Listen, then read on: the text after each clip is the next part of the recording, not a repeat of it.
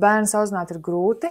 Jā, tas ir grūti, tāpēc, ka tas ir intensīvi. Tā kā visu laiku ir jābūt kontaktā, un tāpēc tas ir grūti. Bet ne jau tas, ka bērns visu laiku ir niķīgs, raudulīgs, neapmierināts, pieprasošs, pārkāp robežas. Tā nav norma. Tipiski, tad, kad bērnam veido šīs robežu pārkāpšanas, tas ir attīstībai atbilstoši noteiktos vecumposmos. Pirmais vecumposms, kad tas notiek, ir jau ap šo te 1. gada vecumu, kad bērns sāk staigāt, tad viņi sāk pārbaudīt robežas. Nākamais vecumposms ir ap 2,5 gadu vecumu, tajā tā kā variācija, un tipiski ap 2,5 gadu vecumu ir tā kulminācija, un tad līdz 3 gadu vecumam tālāk jau šīs te robežas un disciplīna būtu jābūt tā, ka nostabilizēs. Tipiski, tā kā, ja robežas un disciplīna nav tā labi izveidota līdz šim 3 gadu vecumam, tad pēc tam arī rodas lielākas grūtības un tās parasti augumā.